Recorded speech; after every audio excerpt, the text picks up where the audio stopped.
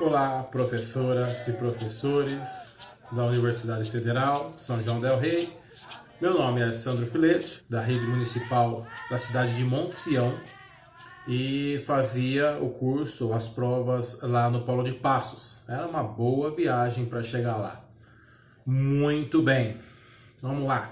A temática ou o tema deste trabalho de conclusão de curso, é os indígenas do Brasil colonial, como um recorte histórico, e a herança histórica deixada por aquele momento que vai refletir ao longo das eras, de toda a história do Brasil até o presente. E nós usamos a história do povo xerente, né, da etnia xerente, como exemplo dessa luta que ainda persiste. Qual é a motivação desse trabalho? Como professor, nós encontramos muitos discursos, muitas narrativas. E muitas narrativas preconceituosas ou completamente distorcidas. Que o indígena era indolente, né? Isso vem de uma história já antiga, né? Que o indígena era passivo, que o indígena... ou a outra narrativa que é muito utilizada às vezes na educação, que o indígena vive feliz na terra, em contato com a natureza, livre de qualquer trabalho, livre de qualquer preocupação, né? livre ou ausente de qualquer tipo de problema, né? E essas temáticas, essas narrativas fazem com que não só os alunos, mas a população como um todo se distancie da questão atual, da questão indígena. Se distancie por não compreender ou por estar cercada de muitos tabus. Vamos lá. Por que o período colonial? Durante esse trabalho, né, qual a metodologia que nós usamos foi da pesquisa bibliográfica. Nós analisamos vários autores e criamos, justamente na parte final do trabalho, uma tentativa de diálogo entre eles. Vamos lá analisar essas questões então. Por que esse recorte histórico? Nesse recorte histórico, o trabalho chama de projeto colonizador. Por quê? Para retirar a visão que os indígenas, que os portugueses chegaram aqui sem intenção nenhuma e travaram os contatos mais amistosos possíveis, e que não houve um atrito, que não houve um desentendimento, ou que não houve uma intenção de domínio, de exploração dos portugueses em relação à terra. Não é uma chegada inocente. Pelo menos nesse trabalho não se entende assim. Há um projeto colonizador, há um projeto de dominação. E as relações iniciais travadas entre os portugueses e os indígenas é uma relação que primeiro é de conhecimento, depois é de estratégia para o domínio da terra. Vamos lá. Nesse trabalho nós trabalhamos com vários autores, mas nos slides apresentamos alguns, como Fausto, como Lourenço, Boris Fausto, Lourenço, Cavalcante, o Silva, os dois Silvas que nós citamos aí, né? O Fausto serviu para mim, para criar o panorama do momento, o retrato histórico do momento, as etnias que viviam, os povos, as nações indígenas que estavam no Brasil, ou que estavam na terra que os colonizadores tomaram para si. E nós percebemos uma variedade grande de etnias. E nisto é importante tanto o Fausto como o Lourenço, eles mostram que as relações entre essas etnias eram complexas. O que tira a visão que a organização social e política e a própria cosmologia, o jeito de ser, o jeito de entender, o jeito de encarar a terra, o jeito de se relacionar um com o outro é simplista. O índio ele fica na terra, o índio ele faz pagelança, e esses outros preconceitos tolos que nós temos na sociedade.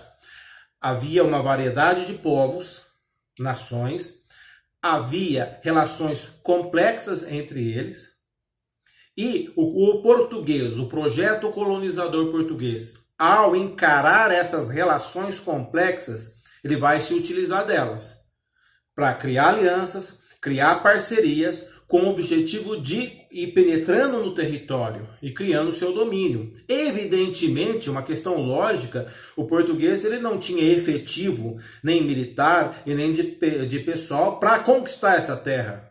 Ele precisou de alguma forma, se inteirar dessas relações para utilizar delas.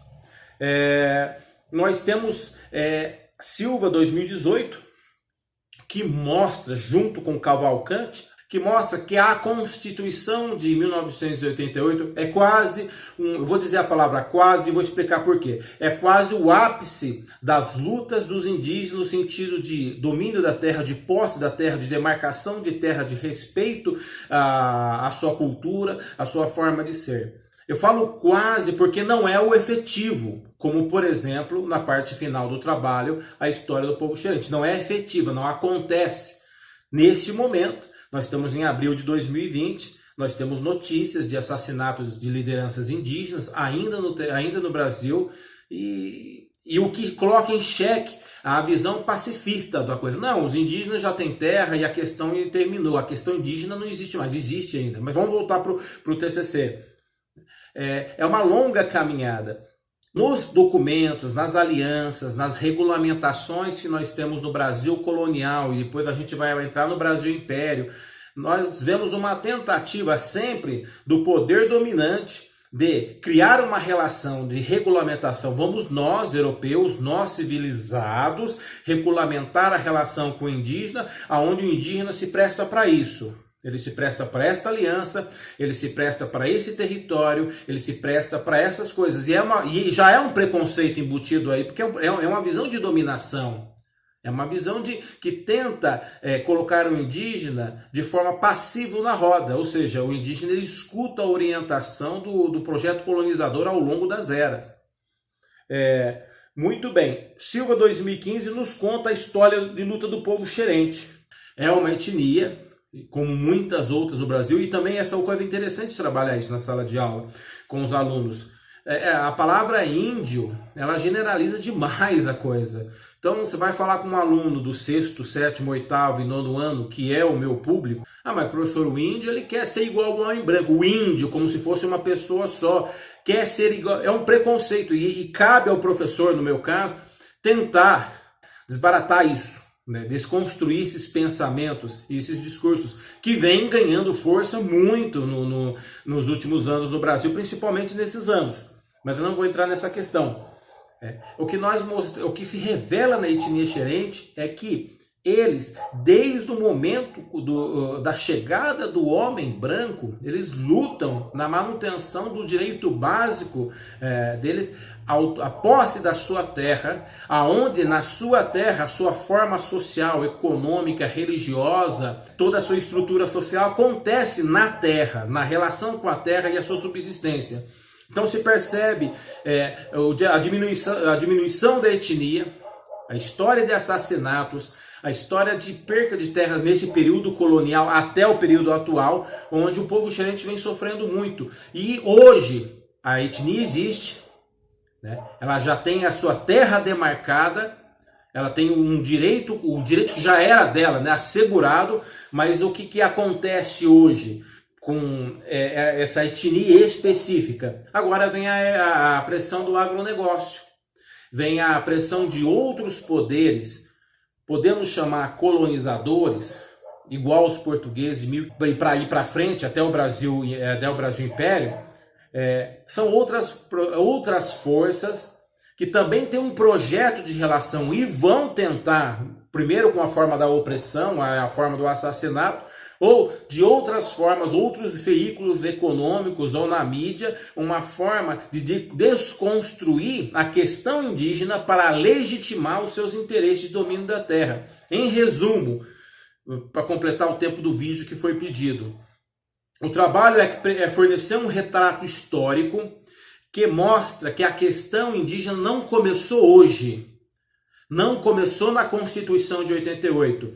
É uma herança histórica que nós brasileiros carregamos desde a relação do português, do projeto colonizador, que foi criada ao longo dos séculos e ainda não é resolvida. Não é resolvida, não foi resolvida totalmente. porque ainda que haja as questões indígenas em relação ao respeito à terra e a respeito ao seu modo peculiar e singular de viver, também há o desconhecimento de uma nação chamada brasileira sobre essas questões.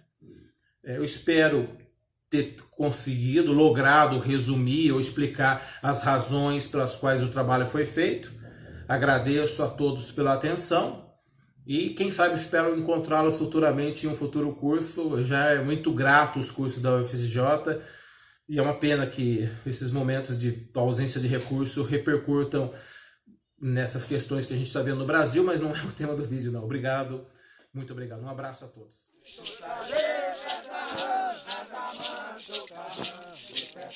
Amen.